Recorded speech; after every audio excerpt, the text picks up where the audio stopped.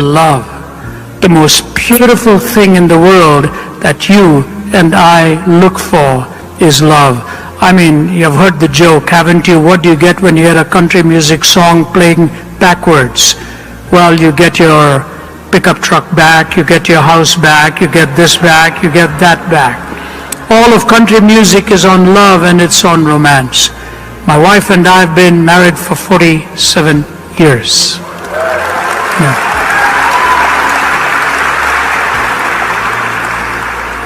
I know I don't look it, I just look 25 or something like that.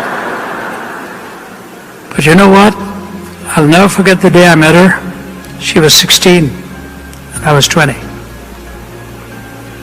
I just come from India, she was from Canada. And when I looked at her, I wasn't listening much to the sermon that day. I was looking at her across, and I thought, that's the one I want to meet.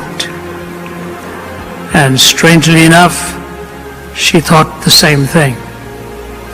And now, after 47 years, in fact, coming up in 2-3 months will be 48, as Margie and I have been wed, I want to tell you two things about love.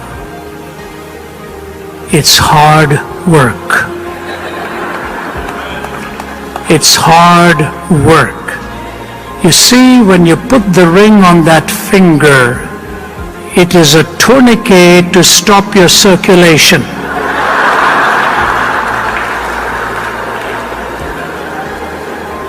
When you say yes to her, you're really saying no to everyone else. Do you realize it's the greatest compliment you pay a human being when you take them at their word when they say, I do? Do you realize that? Young people, let me tell you something. G.K. Chesterton put it this way: free love is a black and white contradiction in two words. Love was never intended to be free.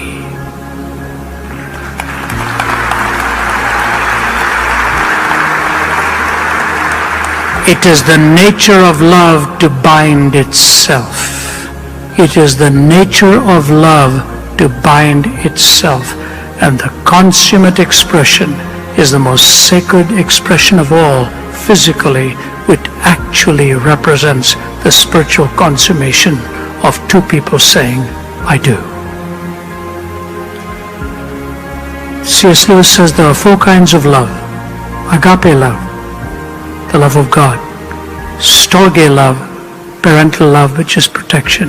Phileo, which is brotherly love or friendship love. Eros, which is romantic love. Agape, storge, phileo, eros. And the other three have no point of reference without the first. They have no point of reference without the first. You cannot really define love until you understand the one who has created you and me. For God so loved the world that he gave his only begotten Son, that whosoever believes in him should not perish but have eternal life. You cannot love without giving. And God gave to us the most precious gift of all in his Son. Love cannot be defined apart from God. And if our culture is messed up, it's messed up right here. We have no longer a definition or a point of reference for love.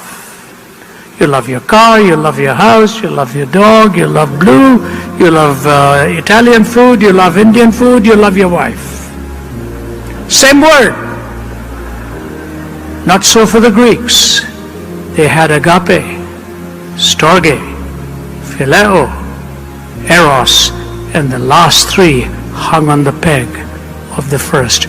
And if you are living with a broken heart today because of a broken love, you probably had that love broken because somebody didn't hang love on the peg of the eternal love of God himself.